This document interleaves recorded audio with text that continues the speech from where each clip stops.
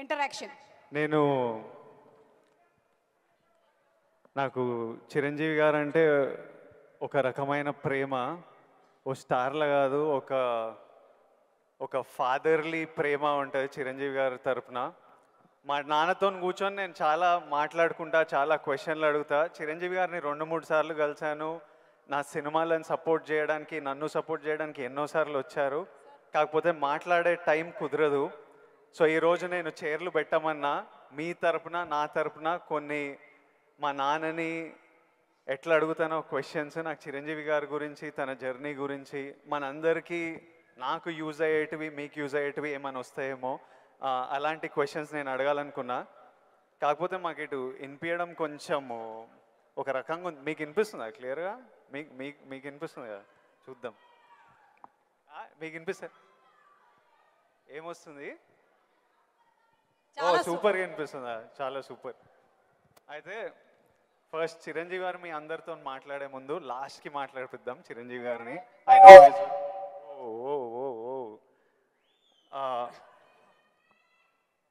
First of all Chiranjeevi garu, we all love you. And అరే చిరంజీవి గారికి పద్మవిభూషణ్ వచ్చింది, అందరూ వేసుకోండి. ఫస్ట్ ఆఫ్ ఆల్ మీకు తెలుసా, అసలు ఇండిపెండెన్స్ వచ్చినప్పటి నుంచి ఇండియాలో ఒక 300 మందికి వచ్చింది పద్మవిభూషణ్. అంత రేర్ అవార్డ్ అది చిరంజీవి గారికి మన తెలుగు స్టేట్స్ నుంచి వచ్చింది. మనం అందరం చాలా గర్వంగా ఫీల్ అవుతున్నాము. సో చిరంజీవి గారికి చప్పట్లు అందరికి. First of all let's celebrate. Thank you Vijay. ఇప్పుడు చిరంజీవి గారు, నేను క్వశ్చన్లకు వచ్చేస్తా. నాకు చాలా డౌట్లు ఉన్నాయి. ఫస్ట్ ఆఫ్ ఆల్ అంటే నేను మీ ఏవి చూస్తున్నప్పుడు, మా అందరికీ మీ జర్నీ తెలుసు. ఆ జర్నీ చూసినప్పుడల్లా మళ్ళీ లోపల ఎమోషన్ కలుగుతుంటుంది. ఇప్పుడు నేను ఈరోజు ఇక్కడ ఉంటానని నేను ఎప్పుడు అనుకోలేదు. ఫర్ ఎగ్జాంపుల్ మా నాన్న మిమ్మల్ని ఫస్ట్ టైం షేర్ చేసినప్పుడు మా నాన్న కన్నీళ్ళు వచ్చేసినాయి. ఎందుకంటే మిమ్మల్ని స్క్రీన్ మీద చూసి ప్రేమించి అదొక ఎమోషన్.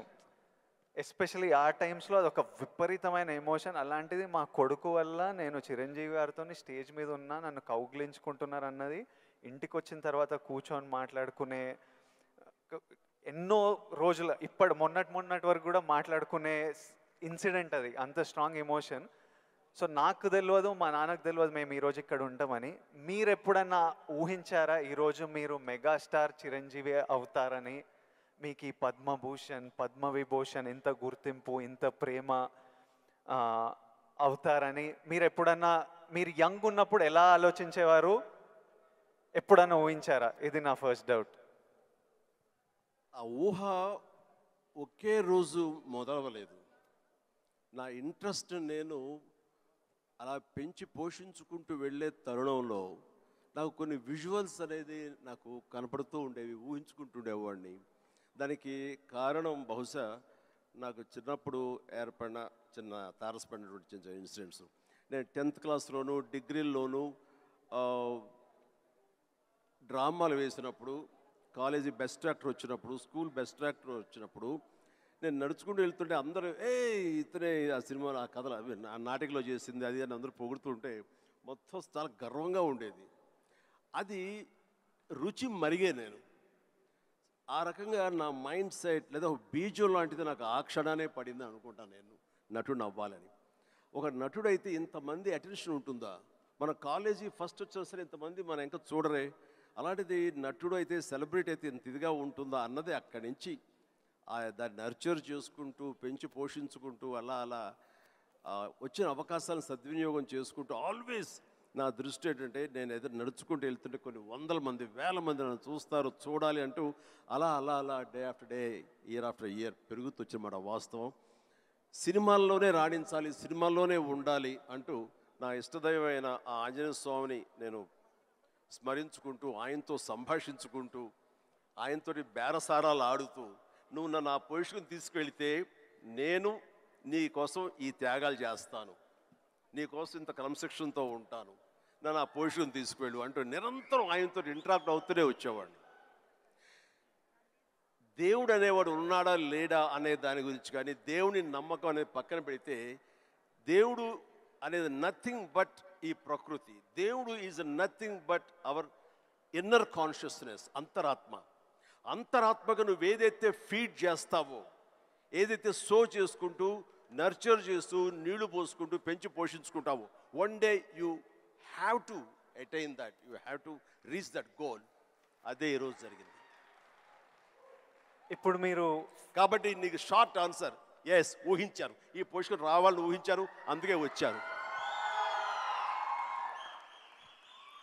మీరు ఓకే స్కూల్లో నటించారు, ఆ ప్రేమ మీకు నచ్చింది, ఈ పొజిషన్ సినిమా మీకు ప్రేమ, సినిమాలో ఈ పొజిషన్కి రావాలనుకున్నారు, ఊహించారు.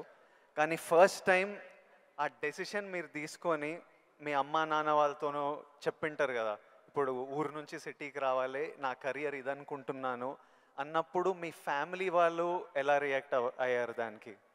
నా అదృష్టం కొద్దీ మా నాన్నగారికి కూడా చిన్న సినిమా పిచ్చి ఉంది. అందుకని ఆయన అందులో రాణించలేకపోయారు. కానీ కొడుకు వెళ్తానంటే ఆయనకి ఇష్టమే, కానీ ఏమో అక్కడ పరిస్థితులు ఎలా ఉంటాయో, ప్రతికూల పరిస్థితులు ఏముంటాయో, తను రాణించగలడా లేదా అన్నది నాకున్నంత నమ్మకం నాన్నగారికి లేక సంశయించారు. లేదు నాన్న, నేను ఖచ్చితంగా వెళతాను, అది ఇది నువ్వు జస్ట్ పంపించు అని అంటే, సరే నాన్న అయితే వెళ్ళు, ఇన్స్టిట్యూట్ చేరతానన్నావు కాబట్టి, టెక్నికల్గా నేను నేర్చుకుని వస్తున్నావు అంటున్నావు కాబట్టి I will appreciate and welcome it. But only thing is, ఒకవేళ రాణించలేకపోతే ICAW చేరు, నైట్ కాలేజెస్, అదేనా టైం వేస్ట్ లేకుండా ఉంటుందంటే ఆయన కోసం చేరేది తప్ప నేను అందులో డౌట్ ఉండి అటు కాకపోతే ఇటు అనే డౌట్ నాకు లేదు. అందుకని ఆయన కోసం చేరాను. 6 నెలల్లో ICAW ఆపేసాను, ఇదే కంటిన్యూ చేసి వచ్చాను. ఫిల్మ్ ఇన్స్టిట్యూట్లో ఉండగానే మొదటి సినిమా, ఆ తర్వాత రెండో సినిమా, ఆ సినిమా ఫినిష్ అవ్వకుండా మూడో సినిమా, అట్లా వరుసగా వచ్చినాయి విజయాలు. ప్రౌడ్లీ ఐ కెన్ సే, నాకు భగవంతుడు ఆఫీసులకి ఫోటోలు తీసుకెళ్ళి, సార్ ఇది నా ఫోటో సార్, నేను యాక్ట్ చేస్తాను సార్ అని చెప్పే ఒక పరిస్థితి నాకు కల్పించలేదు. అది చాలా గర్వంగా ఫీల్ అవుతాను. ఆ భగవంతుడు, ఆ ఆల్మైటీ నాకు ఇచ్చేటువంటి ఒక ప్రైడ్గా ఫీల్ అవుతాను. నేను ఎవ్వరికి ఎక్కడికి ఏ ఆఫీస్కి వెళ్ళలేదు. నేను ఆ ఫస్ట్ సినిమా మీకు ఎట్లా వచ్చింది సార్? అది కూడా కాకతాళీయం. అంటే ఇది చాలామంది తెలిసేమో అనుకుంటున్నాను. నేను మళ్ళీ చెప్పనా వద్దా, ఆపేద్దామా? సరే చెప్తాను అయితే. ఓకే, నేను ఇన్స్టిట్యూట్ చేరుతున్నాను 78 మేకి నా ఫిల్మ్ ఇన్స్టిట్యూట్ కోర్స్ అయిపోతుంది. 1978కి 77 ఇనీషియల్గా అంటే జనవరి ఆ ప్రాంతంలో నా స్నేహితుడు సుధాకర్ అని వాడు మంచి అవకాశం వచ్చింది. కానీ పునాది రాళ్ళు అనే సినిమాలో 5గురిలో ఒక వేషం చేయాల్సి వచ్చింది. ఆ వేషం చేస్తే నా సినిమాలో నువ్వు చేయలేవు, వద్దు అని భారతీ రాజా గారు అన్నారు. నాకు వెళ్ళి వాళ్ళ దగ్గర నో చెప్పాలంటే భయంగా ఉంది, నువ్వు కొంచెం వస్తే కనుక నేను నో చెప్తాను, కొంచెం ఉంటుందంటే వాడికి భరోసాగా పదర వెళదాం అని చెప్పి వెళ్ళాను. అండ్ వెళితే చేయడంటే అదెట్లాగా సడన్గా మేము ఫిబ్రవరిలో పెట్టుకున్నాం షూటింగ్, రాజమండ్రిలో అన్నీ సెట్ చేస్తాం, రాకపోతే ఎట్లాగా అది దానికి లేదంటే నాకు గొప్ప అవకాశం వచ్చింది. కిళకే పోగు రైలు, తూర్పుకు వెళ్ళే రైలు అని ఆ సినిమా తమిళ్లో. అండ్ దానికి సరే ఏమైతే చేయడండి మావాడు, అనవసరం వాడు కెరీర్ పాడు చేయకండి, పదరా అని వచ్చాను. ఆగే ఒక నిమిషం, నువ్వు చేస్తావా అని. నా ఫిల్మ్ ఇన్స్టిట్యూట్ మేక్ అవుతుంది, అప్పుడుగా నేను చేయకూడదు, ఇట్స్ కమిట్మెంట్ అని మ్యాండేట్ అన్నాను. ఆ తర్వాత 2 రోజు వచ్చి నా ఇంటి ముందు కూర్చున్నారు వాళ్ళు. కాదు ఎవరు లేరు, నువ్వు చూస్తుంటే కొంచెం బాగున్నావు చెయ్యి అని చెప్పేసి. సరే మాకు కాలేజ్ ఇన్స్టిట్యూట్లో మాకు ఈ స్క్రీన్ టెస్ట్ల కోసంగా ఒక రోజు వెచ్చిస్తాం. సో మనం ఇది అవకాశం ఎందుకు తీసుకోకూడదనే ఉద్దేశంతో నేను సరే వస్తాను అన్నాను. అది ఫిబ్రవరి మంత్. ఫస్ట్ టైం రాజమండ్రిలో నా పేరు మార్చుకుని కెమెరా ముందు నిలబడింది ఆ సినిమా 74. ఆ సినిమా పూర్తి అవ్వలేదు, ఆ షూటింగ్ జరుగుతుండగానే అందులో నా యాక్టింగ్ చూసి కానీ, నా ఎంతూజాజం చూసి కానీ, అందులో ఉండే అసోసియేటు ప్రాణం ఖరీదు అనే సినిమా కూడా అసోసియేట్ అతను చెప్పాడు క్రాంతి కుమార్కి, సార్ సినిమా చేస్తున్నాము, చూడండి మన క్యారెక్టర్ అంటే. ఆయన నన్ను పిలిచారు, బ్రహ్మాండంగా ఉంది, ఓకే రఫ్ అండ్ టఫ్గా ఉన్నాడు, మనకు కావాల్సిన క్యారెక్టర్కి పాలేరు క్యారెక్టర్కి బాగానే ఉంటాడు అని చెప్పి ఆ సినిమా షూటింగ్ జరుగుతుండగా బాపు గారు ఈ రాజమండ్రికి స్కౌటింగ్ వచ్చారు మనూరి పాండవులు సినిమాకి. ఆ సినిమా షూటింగ్లో నన్ను చూసి మనం అనుకునే క్యారెక్టర్కి, ఆ రఫ్ క్యారెక్టర్కి ఈ అబ్బాయి బాగుంటాడే అని వాళ్ళు బుక్ చేస్తారు. ఆ సినిమా చూసిన తర్వాత బాలచంద్ర గారు మహానుభావుడు, గొప్ప డైరెక్టర్. ఇట్లాగా సినిమా తర్వాత వచ్చింది. ఇదంతా కూడా దైవ సంకల్పం. I bound to be here with this position. దీన్ని ఎలా నేను నిర్వచించను? ఆల్మైటీ ప్రకృతి అనివ్వండి, భగవంతుడు అనివ్వండి, నా ఆంజనేయ స్వామి అనివ్వండి, ఆ తర్వాత దాన్ని ఆదరించి పెంచి పోషించిన వాళ్ళు మీరంతా. అంటే నేను ఎప్పుడు ఒక 2 విషయాల్లో బ్యాటిల్ జరుగుతుంటుంది చిరు సార్ హెడ్లో. ఒకటేంటంటే డెస్టినీ. కొందరు ఏమంటారంటే రాసి పెట్టింది జరుగుతుంది, నీకు రాసి పెట్టుందిరా అనే ఆలోచన ఒకటి. ఇంకో నాకున్న ఆలోచన ఏంటంటే కంప్లీట్లీ నా డెస్టినీ నా చేతులు ఉంది, నాకు కావాల్సింది నేను గొడ్డు చాకిరి చేసి అది సంపాదించాలి. ఎవ్వరు మనకు చేసేటోళ్ళు లేరు, ఎవ్వరు చూసేటోళ్ళు లేరు. ఎట్లయినా మనం చేసి మనకు కావాల్సింది మనం సంపాదించుకోవాలన్నది. సో ఈ డెస్టినీ అనేది ఉందా, లేకపోతే కంప్లీట్లీ మన ఓన్ శ్రమన? ఇది నాకు ఇప్పటిదాకా ఫుల్ క్లారిటీ అయితే లేదు. దీని మీద మీ థాట్ ఏంటి? డెస్టినీ అనేది ఎక్కడో ఏవి లేదండి. ఆ డెస్టినీ క్రియేట్ చేసేది కూడా మనమే. మనం క్రియేట్ చేసుకోవాలి. నా పాత్ ఎలా ఉండాలి, దట్ ఈస్ మై డెస్టినేషన్, నా డెస్టినీ ఇది. దాన్ని అచీవ్ అవ్వాలంటే నేనే చేయాలి, అది రీచ్ అవ్వాలంటే నేనే కష్టపడాలి, అక్కడ రీచ్ అవ్వాలంటే నేనే పరిగెత్తాలి, నేనే నడవాలి, నేనే కష్టపడాలి అని మనం అనుకుంటుండగా మన పాత్ మనమే లేట్ చేసుకుంటూ ముందుకు వెళ్ళాలి తప్ప ఎక్కడ రెడీమేడ్గా ఉండి జన్మల ముందు ఇలా రాసిపెట్టి ఉంటుందంటే ట్రాష్. నేను నమ్మను.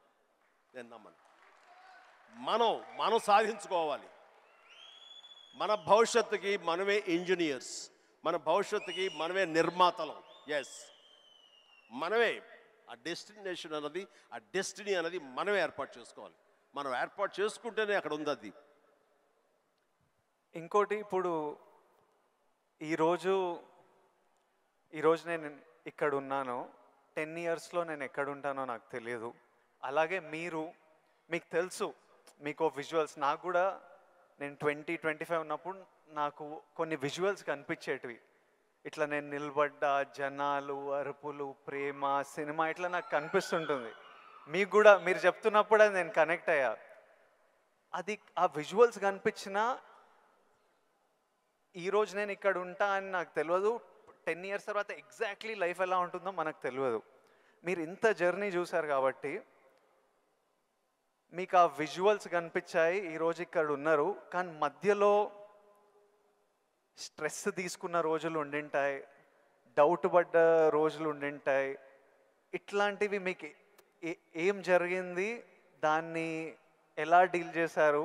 మాకేమన్నా అడ్వైస్? ఎందుకంటే వీళ్ళందరికీ కూడా 5 ఇయర్స్లో ఎక్కడుంటారు, 10 ఇయర్స్లో ఎంత పెద్దగా అవుతారు, ఏం ప్రాబ్లమ్స్ వస్తాయో మనకు ఎవరికి తెలియదు. మన శ్రమ మనం చేయాలి 100%. బట్ ఇమోషనలీ, మెంటలీ, సైకలాజికలీ ఎలా ఉండాలో I think there is no better than this man and his journey. ఎవరి లైఫ్ కేక్ వాక్ కాదండి. అండ్ దేనికి కూడా షార్ట్ కట్స్ లేవండి. చాలా హర్డిల్స్ ఉంటాయి, తర్వాత ఎగుడు దిగుళ్ళు ఉంటాయి, ఎత్తు పల్లాలు ఉంటాయి, జయాపజయాలు ఉంటాయి, ఎగ్జైట్మెంట్లు ఉంటాయి, డిప్రెషన్లు ఉంటాయి. ఇవన్నీ కూడా తట్టుకుని వచ్చిన వాడిని. అవన్నీ నాకు జరిగినాయి. ఒకే ఒక ఎగ్జాంపుల్గా చెప్పాలంటే, నా మైండ్ సెట్ ఎలా ఉండిందంటే, ఒక ఉదాహరణకి చెప్పేస్తాను.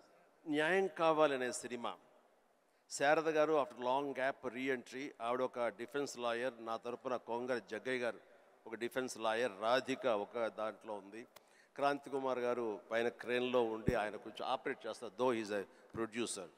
అండ్ 300-400 మంది, ఇప్పుడు ఇక్కడ ఎంతమంది ఉన్నారు ఈ హాల్లో అంతమంది జూనియర్ ఆర్టిస్ట్ తోటి ఉంది. అది లాస్ట్ వర్డిక్ట్ ఆ న్యాయం కావాలి సినిమాకి. సో అందరూ రెడీ ఉన్నారు, నేను బయట ఉన్నాను. అసిస్టెంట్ డైరెక్టర్ వచ్చి పిలిచిన తర్వాత గబగ వచ్చేస్తే నా బోన్లో నేను నుంచున్నాను.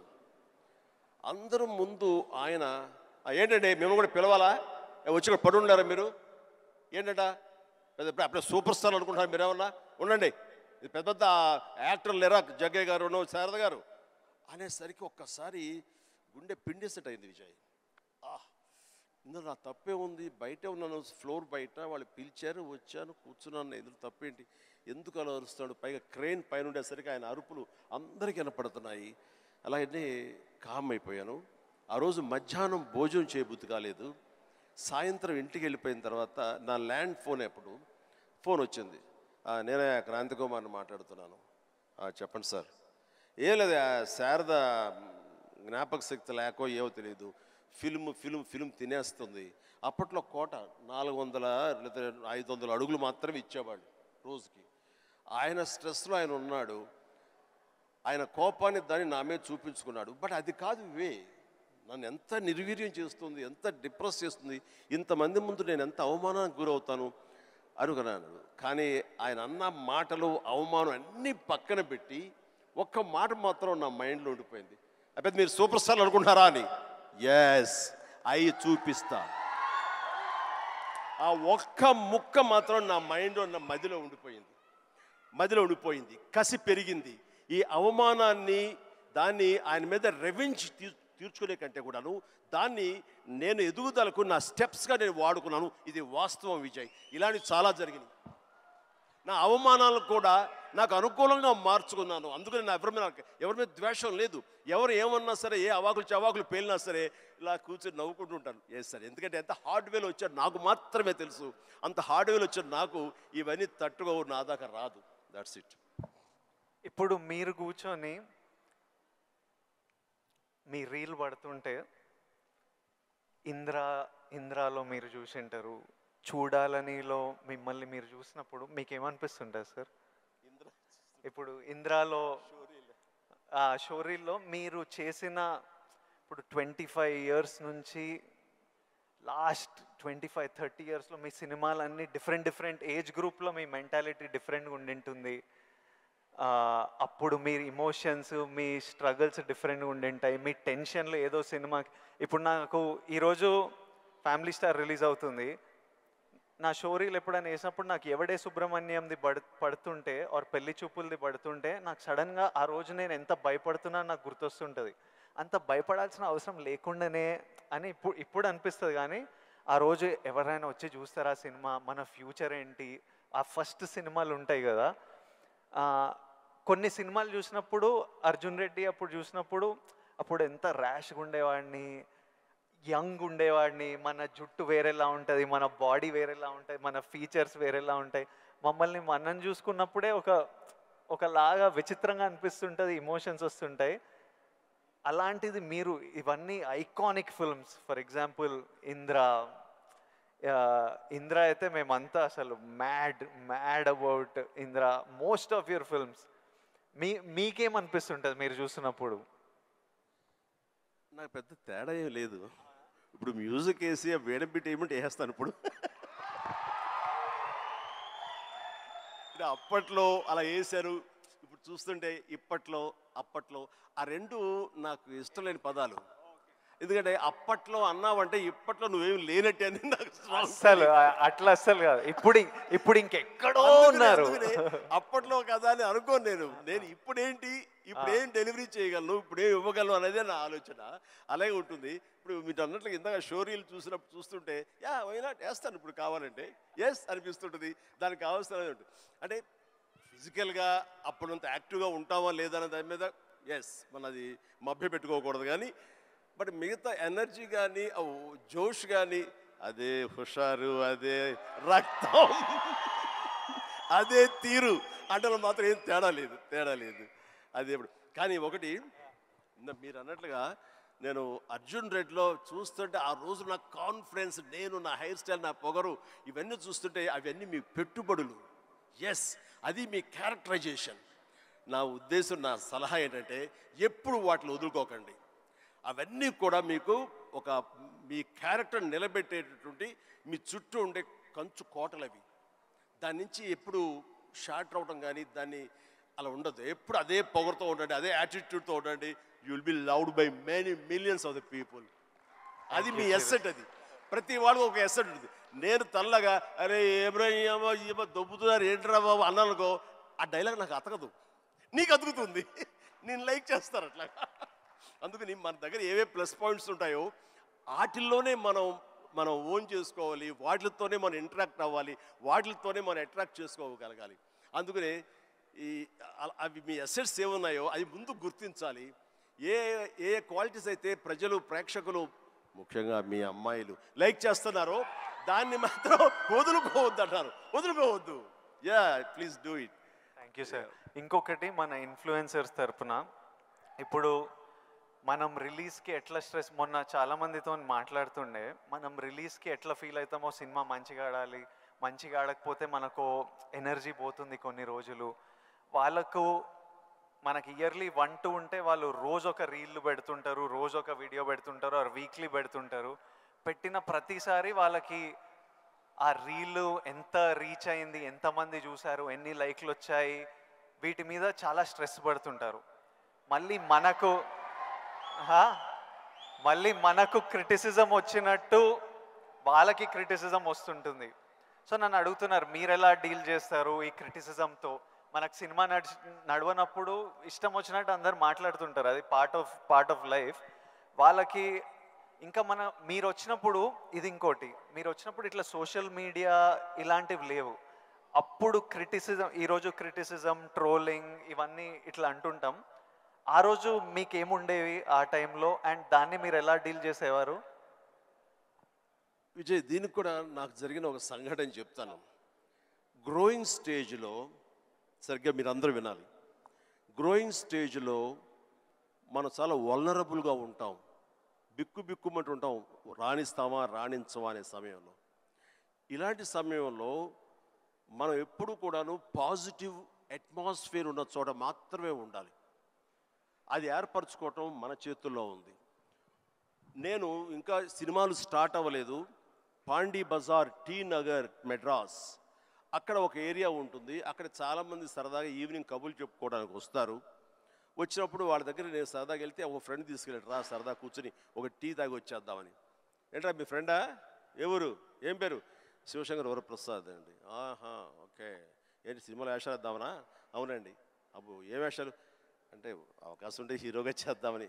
రే ఇట్లారా, వీడు ఎంత అందంగా ఉన్నాడు చూడు, వాడు ఫోక్లోర్ ఫేస్, ఎంత చక్కటి ముక్కు ఎక్కువ, వాడికే దిక్కుద్ది వాడు లేదు, ఈయన హీరో అయిపోతాడట. అరే బాబు, మేమంతా అదే పరిస్థితి రా, చాలే అన్నాడు. ఎందుకో హుషారుగా వెళ్ళిన వాడిని తిరిగి ఎంతో నిస్సారంగా డల్ అయిపోయి రూమ్కి వచ్చాను. వచ్చిన వాడిని ఎందుకు వెళ్ళానా అక్కడికి అని, నేను ఏ వ్యక్తిత్వ వికాస్ పుస్తకాలు చదవలేదు, ఏ గురువులు లేరు, ఏ సద్గురువులు లేరు, నాకు ఎవ్వరూ లేరు. ఆ టైంలో నా ఆంజనేయ స్వామి, నేను ఇంటరాక్ట్ అవుతాను, చేసుకుంటాను, నా బాధలు ఆయనతో చెప్తాను, ఆయన నాకు సమాధానం చెప్పినట్లుగా నాకు అనిపిస్తుంది, ఆ సూచనలు తీసుకుంటాను, తద్వారా అలాగే నేను వెళుతూ ఉంటాను. నేను ఎవరు వెళ్ళమన్నారు అక్కడికి? వాళ్ళందరూ దిక్కుమాలి అదోలు కదా, ఫ్రస్ట్రేటెడ్ పీపుల్. అక్కడికి వెళితే నీకు ఉత్సాహం వచ్చేస్తా అనుకుంటావా? మన ఇద్దరం కూర్చున్నాం కదా, మన ఇద్దరు సరదాగా మాట్లాడుకుంటున్నాం కదా, నేను ఎంకరేజ్ చేస్తున్నాను కదా, ఎవడెళ్ళమన్నాడు రాండి? అవును స్వామి, తప్పైపోయింది, నేను వెళ్ళకూడదు, చిచ్చి చాలు.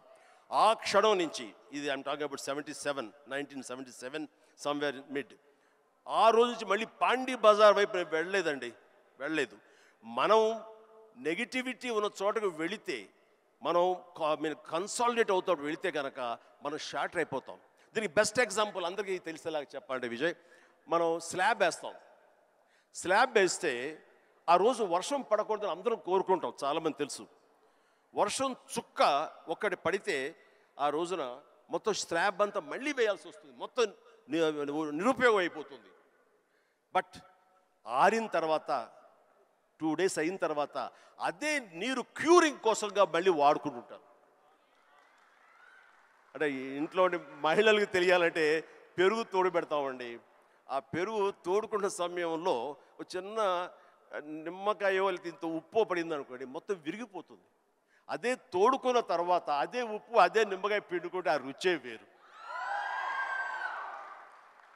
నేను అలా అనుకుని నాకున్న ప్రతికూలాలని నా అనుకూలంగా నేను మార్చుకోవడం మూలంగా నాకు ఇంత మానసిక ధైర్యం వచ్చింది.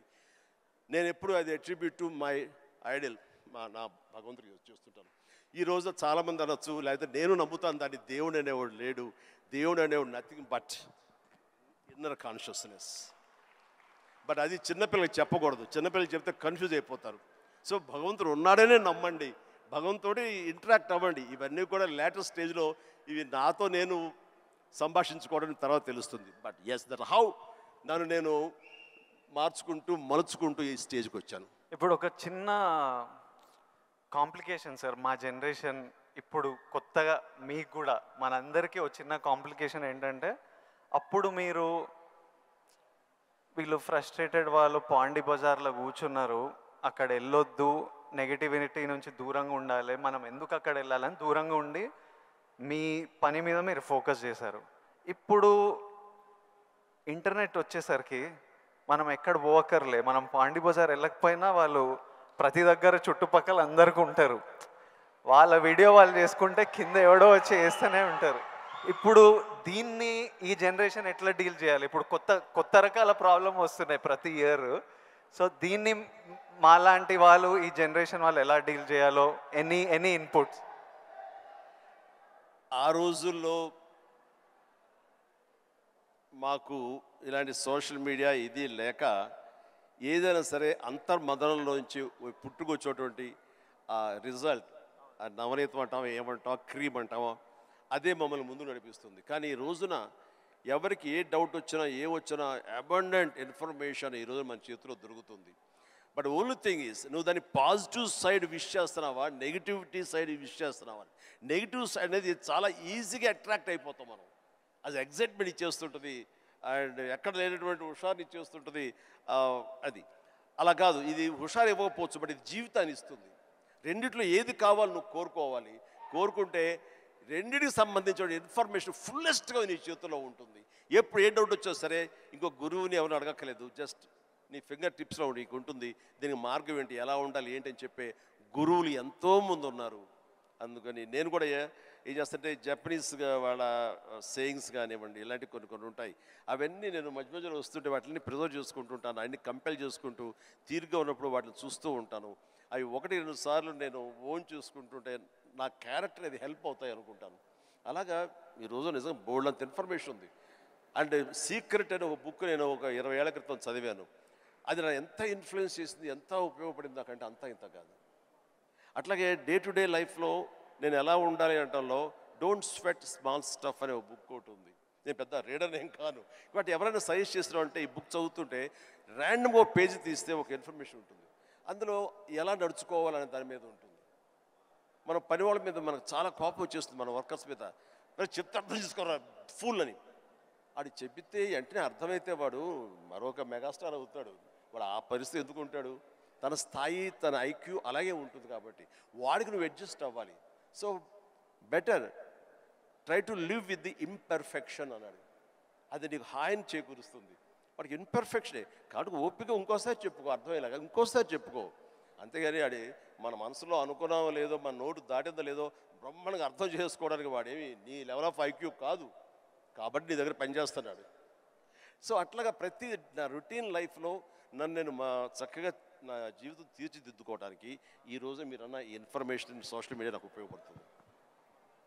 అండ్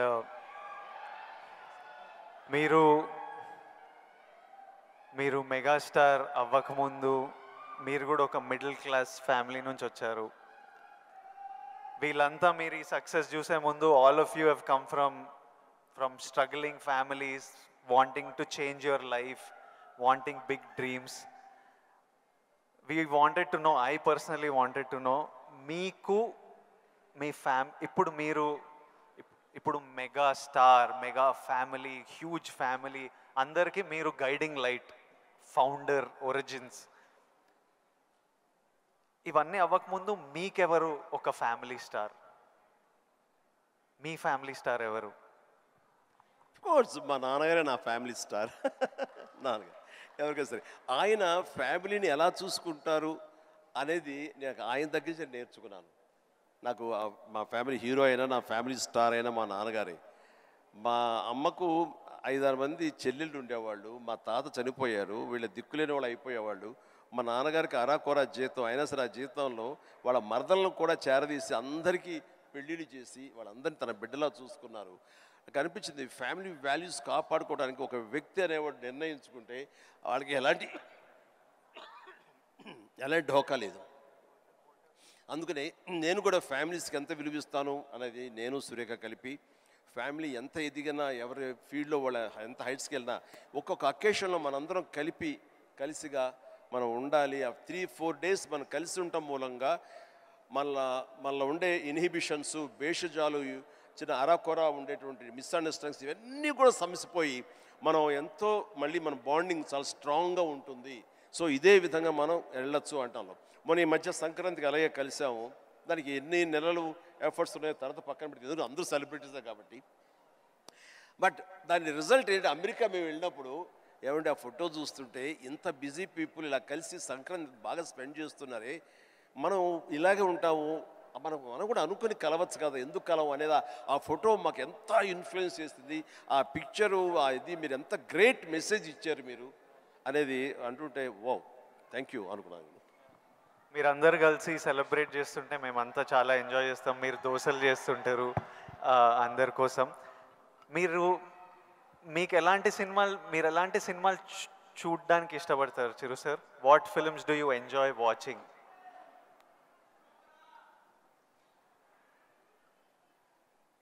చెప్తే నవ్వుతారు వాళ్ళు, తెలియాలి మా అందరి క్యూరియాసిటీ. ఎందుకంటే మా ఇంట్లో నవ్వుతారు. అది మిక్కీ మౌస్, లార్ల్ అండ్ హార్డీ ఇలాంటి సినిమాలన్నీ చూస్తుంటాను. అండ్ ఇది మన ఇలాంటి సినిమాలన్నీ కామెడీ సినిమాలు చూస్తుంటాను. సినిమాలుగా చూడాల్సి జాకీ చాన్ సినిమాలు చూస్తుంటాను, ఆ యాక్షన్ హై ప్యాక్ట్. ఇంకొంచెం బెటర్ సినిమాలు అంటే ఇప్పుడు టాప్ గన్ అని మొన్న వచ్చింది కదా, టామ్ క్రూజ్, ఇలా చూస్తుంటాను.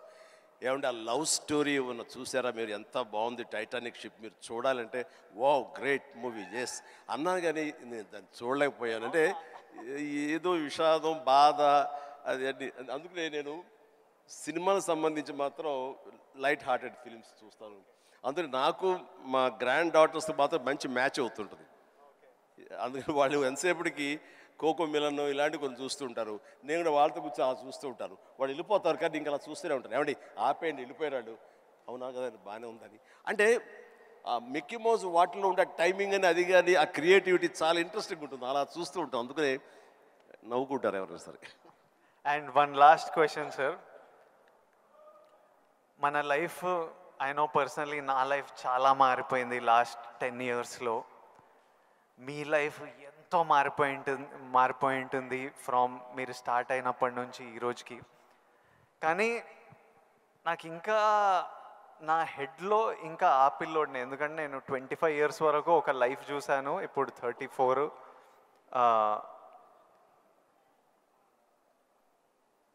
ఐ వాంట్ టు నో, ఇంకొన్ని అలవాట్లు అలా ఉండిపోతాయి. ఫర్ ఎగ్జాంపుల్ కొన్ని మిడిల్ క్లాస్ అలవాట్లు, అలానే మీరు ఎంత లగ్జరీ ఎంత డబ్బు చూస్తున్నా కొన్ని హ్యాబిట్స్ అలా ఉండిపోతాయి. ఫర్ ఎగ్జాంపుల్ నేను ఇప్పటిదాకా నా షాంపూ బాటిల్ అయిపోతే ఇంకా దాంట్లో నీళ్లు నింపి ఇట్లా షేక్ చేసి పోసుకొని అప్పుడే బాటిల్ పడేస్తాను, లేకపోతే నా వల్ల కాదు పడేయడం. అట్లాంటిది మీకేం హ్యాబిట్స్ ఉన్నాయి ఈ రోజు వరకు? నా మనసును టచ్ చేసావు. నేను నా గోడు చెప్పుకుంటాను. లైట్లన్నీ ఆన్ చేసి వెళ్ళిపోతానండి, నేను మళ్ళీ వెళ్ళి అన్నీ ఆఫ్ చేసుకుంటూ వెళ్తానండి. టెల్ మీ ఒక 5 చెప్పండి ఇలాంటివి. అలాగా తర్వాత హీటర్ ఆన్ చేస్తారు, గీజరు అంత స్నానం అయిపోతే వెళ్ళిపోతారు, నేను ఎత్తుక్కుని గీజరు ఆన్ చేస్తాను. ఇప్పుడు టెన్షన్ ఎక్కువైపోయి ఏం చేస్తారంటే నా మొబైల్లోనే మా ఇంట్లో ఉండే ఆల్ లైట్స్, ఏసీస్ ఇవన్నీ. మీరు నమ్మరు, ఇవాళ చరణ్ ఏదో బ్యాంకాక్ వెళ్ళిపోయాడు, వెళ్ళిన తర్వాత ఆవిడ ఫ్లోరు క్లోజ్ చేశారు, ఏమైనా లైట్లు ఆన్ చేసి వెళ్ళిపోయారు ఏంటో చెప్పేసి మొబైల్ యాప్ ఓపెన్ చేసి అరే చాలా 5-6 లైట్లు ఆన్ చేస్తున్నాయి, ఎవరి కోసం ఇవి చూసుకోరు వ్యధవాలు అని చెప్పేసి మొత్తం అంతా కలిపి అన్నీ ఆఫ్ చేసుకుంటూ వచ్చాను. దీన్ని మిడిల్ క్లాస్ మెంటాలిటీ అంటారు. ఇది అవసరం ఈ రోజున. వాటర్ కూడా ఎక్కువ ఎస్ థ్యాంక్ యూ. ఈ రోజున నువ్వు అంటున్నావు నువ్వు షాంపూ చెప్పావు కదా, నేనేం చేస్తాను చెప్పనా, అయిపోయిన సోపులన్నీ కలిపి గట్టిగా కంప్రెస్ చేసి ఇది నిజమండి నమ్మరు ఇది చెబితే. సో ఇలా నీళ్లు పోసుకునే కుదించి ఆఖరిగా షాంపూ అది నేను వాడతాను. అందుకనే ఆయన చెప్పగానే ముందు నాకు చాలా రిలేట్ అయ్యాను నేను. సో సోప్ ముక్కలన్నీ కలిపి కంప్రెస్ చేసి అదో సోప్ లాగా వాడి అది వాడతాను. అంటే మన మెంటాలిటీ అలా ఉంది, అలా చేయాలి ఈ రోజున అలాగే వాటర్ కూడా నేను చెప్తాను. ఈ వాటర్ క్రైసిస్ రాబోతున్నందుకు ఈ మధ్య మేము బెంగళూరులో హౌస్ కట్టామండి. బెంగళూరులోని ఎంత నీటి ఎద్దడి ఉందని మీకు అందరికీ తెలుసు. అక్కడ ఇంకుడు గుంటల్లాగా పెట్టి వాటర్ని గ్రౌండ్లో ఆ వాటర్ బెడ్స్ మెయింటైన్ చేయడం కోసం ఎవరు ప్రయత్నాలు చేయలేదు. అలాంటివి చేయాలని చెప్పేసి నేను 1 year బ్యాక్ నేను అన్నీ ఏర్పాటు చేశాను. ఇప్పుడు ఈ మధ్య దాన్ని ట్వీట్ చేశాను, ఇలా చేశాను బెంగళూరులో నా ఇంట్లో. ఇది ప్రతి ఒక్కరు చేసే కనుక ఆ నీటి రిజర్వ్ కన్జర్వేషన్ మనం ప్రొటెక్ట్ చేసుకోవచ్చు అని చెప్పి ఇది చాలా అవసరం అండి. ఇలాంటివన్నీ కూడా చూసేవాళ్ళకు ఉంటుంది. రేపు పొద్దున మేము సంద కలిపి సోపు ముక్కలని మడతపెట్టి అని రాస్తారు, అది ఎగత్తాళిగా రాస్తారు. మీరు దాని నుంచి నీతిగా రాయండి, 10 మందికి ఉపయోగపడుతుంది. వాటర్ ఇంత జాగ్రత్తగా మన షాంపులు కానీ విజయ్ దేవరకొండ, చిరంజీవి లాంటి వాళ్ళు ఇలా వాడుతున్నారు. వాళ్ళు సూపర్ స్టార్స్ అయ్యి ఉండొచ్చు, లగ్జరీ లైఫ్ అయితే అయి ఉండొచ్చు. అయిపోగా తీసి పడేరండి, అందులో నీళ్లు పోసుకుంటూ షేక్ చేసుకుంటూ వాడతారు. సోపు ముక్కల్ని 4-5 ముక్కల్ని అతికించుకుని ఒక సోపుగా చేసుకుని మళ్ళీ ఏదో వారం పాటు వాడుకుంటారండి. అండ్ ఒక ట్యాప్ ఓపెన్ చేసి షేవింగ్ చేసుకున్న ఇంకోటి చేసుకున్న ఆ వాటర్ని వేస్ట్ చేయకుండా ప్రొటెక్ట్ చేసుకుంటారండి. లైట్స్ అన్నీ ఆఫ్ చేసుకున్నావా లేదా, గీజర్ అన్నీ ఆఫ్ చేసావా లేదా అని వస్తూనే చూసుకుంటూనే ఉంటామండి, despite our busy schedules. So సామాన్యులకి ఇంకెంత బాధ్యత ఉంది, చెయ్యాలి. అందుకని ఇవన్నీ కూడా మీరు సరదాగా రాసుకున్నా సరే వీటి వెనకాల ఆంతర్య మాత్రం సీరియస్నెస్ మీ ద్వారా, మీలాంటి ఇన్ఫ్లుయెన్సర్స్ ద్వారా ప్రజానీకానికి వెళ్ళాలి. ప్రతి వాళ్ళు ఉండాలి. అందరూ తల ఒక చేయిస్తేనే, సో ఒక బిందు కలిస్తేనే సింధు అన్నట్లుగా మీరు అందరూ అనుకుంటేనే నీటి ఎద్దడి లేకుండా జరుగుతుంది, ఈ పవర్ కట్ లేకుండా జరుగుతుంది. అందుకని ఆ రకంగా ఇన్ఫ్లుయెన్సర్స్ వీళ్ళందరూ ఉపయోగపడాలి. చాలా మంచి క్వశ్చన్ వేసి టచ్ చేసాం. నాకు ఒక్క డౌట్ వస్తుంది విజయ్, రేపు మీ సినిమా రిలీజ్ కదా, ఆ సినిమా గురించి కదా మాలాంటి వాళ్ళు అడిగితే మీరు చక్కగా చెప్తే వాళ్ళకి క్యూరియాసిటీ ఉంటుంది. నా గురించి, నా గతం గురించి ఎందుకు చెప్పు. ఇదే ఇంట్రెస్టింగ్ సార్, ఇది మా అందరికీ పనికొచ్చే యూస్ఫుల్. నేను మిమ్మల్ని కలిసినప్పుడల్లా ఈ టాపిక్ మాట్లాడదామని కూర్చుంటా, కానీ మీకు షార్ట్ రెడీ మిమ్మల్ని ఎప్పుడు సెట్స్ మీద కలుస్తా, లేకపోతే ఈ ఫంక్షన్లలో కలుస్తా. ఈరోజు మంచిగా నాకు ఆపర్చునిటీ దొరికింది. అండ్ ఐ నో నాలాంటి వాళ్ళు ఎంతోమంది ఇది వినడానికి వెయిట్ చేస్తుంటారు. ఎందుకంటే మీ జర్నీ మనకి ఇన్స్పిరేషన్ మన చుట్టుపక్కల నుంచే తీసుకోవాలి. నేను యాక్టర్ అవుదామని నేను ఫిక్స్ అయినా, నేను యాక్టర్ అవుతా, నేను యాక్టర్ కాదు చాలా పెద్ద యాక్టర్ అవుతా అని చెప్పేవాడిని. ఒక్క సినిమా లేదు చేతిలో, కానీ ఇట్లాంటి ముచ్చట చెప్పేవాడిని. కానీ ట్రై చేసినప్పుడు నాకు అర్థమైంది ఇది ఈజీ కాదరా, అసలు ఆఫీసులకే ఎంట్రీ ఇస్తలేరు అన్నప్పుడు. సో నేను రోజు ఇంట్లో ఒక 2-3 years అట్లా ఇంట్లో కూర్చొని ఇంకా కొంచెం లో అయిపోతుంటే డాడీ అప్పుడు మీ గురించి చెప్పేవారు, అరే చిరంజీవి గారు మీ స్టోరీ చెప్పేవారు, మీరు ఎట్లొచ్చారు, ఎట్లా మీ పర్ఫార్మెన్స్తోని, మీ బిహేవియర్తోని, మీ ఇంటెలిజెన్స్తోని మీ జర్నీ గురించి మాట్లాడి, and he reminded me that you came from nowhere. And నాకు అరే ఇంకొకరు వచ్చి ఈరోజు అప్పటికి మీరు మెగాస్టార్, అరే ఎవరో ఫ్రమ్ నథింగ్ వచ్చి మెగాస్టార్ అయ్యారంటే మనం ఎందుకు కాలేమో, అవ్వచ్చు కదా అని నేను మీ జర్నీ నుంచి అది తీసుకున్నా. సో ఈరోజు ఈ కాన్వర్జేషన్ నుంచి ఎంతోమంది ఎన్నో డీటెయిల్స్ తీసుకుంటారు, ఎవరికో ఎలానో హెల్ప్ అవుతుంది అన్న నమ్మకం, అందుకే ఈ కాన్వర్జేషన్. అండ్ ఫ్యామిలీ స్టార్ గురించి April 5th వస్తుంది. మిగతా కంటెంట్ అంతా మీరు చూసారు, ఇంకా చెప్పే అవసరం లేదు. ఈరోజు బుకింగ్స్ కూడా ఓపెన్ అయిపోయాయి. ఐ నో దట్ చిరంజీవి గారు చూసిన తర్వాత విపరీతంగా ఎంజాయ్ చేస్తారు. చిరంజీవి గారికి గీతా గోవిందం కూడా చాలా ఇష్టం. గీతా గోవిందం చూసి మా సక్సెస్ మీట్కి వచ్చి ఎంతో ఎంజాయ్ చేశారు కాబట్టి మా సక్సెస్ మీట్కి వచ్చి మాతో సెలబ్రేట్ చేశారు. అండ్ ఐ నో ఇది నెక్స్ట్ లెవెల్ ఆఫ్ గీతా గోవిందం ఉంటుంది కాబట్టి చిరంజీవి గారికి హ్యూమర్ ఇష్టం కాబట్టి. ఇంకోటి చెప్పాలి మీకు, నేను సినిమాలు చేస్తుంటే ఎప్పుడు మా టీమ్ ఒకటి ఉంటుంది, నా ఫ్రెండ్స్, నా మేనేజర్, వాళ్ళు ఎప్పుడు విజయ్ నువ్వు ఎప్పుడు ఇట్లా సీరియస్ సినిమాలు చేస్తావు, ఎప్పుడు ఏదో రియలిస్టిక్గా ఉండాలని, ఇట్లా కాదు, మేము యాజ్ ఫ్యాన్స్ మా హీరో అల్లరి చేస్తుంటే స్క్రీన్ మీద ఎంజాయ్ చేస్తాము అని నేను అర్థం చేసుకోకపోయేవాడిని. ఊరికే మీ ఎగ్జాంపుల్ ఇచ్చేవారు, చిరంజీవి గారు స్క్రీన్ మీద అల్లరి చేసి డ్యాన్స్ చేసి అట్లా మమ్మల్ని ఎంటర్టైన్ చేస్తే మేము ఎంత ఎంజాయ్ చేస్తాము అని నాకు గుర్తు చేసి మీ సినిమాలు రిలీజ్ అయినప్పుడల్లా నాకు పంపిస్తారు ఈ చూడు.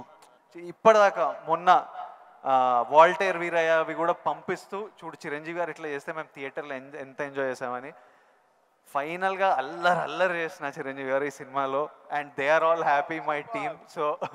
So hopefully you will enjoy the film too. And finally should we surprise Chiranjeevi garu? Should we do the surprise last? దానికన్నా ఒక్క సెకండ్ ముందు we have a few more activities. Actually మీకు నేను ఉన్నానని గుర్తు చేద్దాం అనుకున్నా. So all the very best. ఎందుకంటే నాకు గీతా గోవిందం, పరశురామ్ అండ్ తన దీంట్లో నాకు చాలా ఇష్టం. అందుకని అండ్ మాకు ఒక్కొక్క సినిమా రిలీజ్ అయ్యే ముందు ఎంత ఉంటుందంటే ఈ రోజుకి ఇన్ని సినిమాలు రిలీజ్ అవుతుంటే ఫస్ట్ సినిమా రిలీజ్ అవుతుంది అంత కంగారుగా అంత ఇదిగా ఉంటుంది. సో తన హార్ట్ నేను ఇప్పుడు చూడగలను. అది 100-200 కొట్టుకుంటూ ఉంటుంది సినిమా రేపు రిలీజ్ అయ్యి పెద్ద హిట్ అయింది అనేంతవరకు. సో ప్లీజ్ మన కష్టం వృధా కాదు, డెఫినెట్లీ పెద్ద హిట్ అవుతుంది, డెఫినెట్ బాగుంటుంది. అందులో ఫ్యామిలీ మ్యాన్ అనేసరికి మన యూత్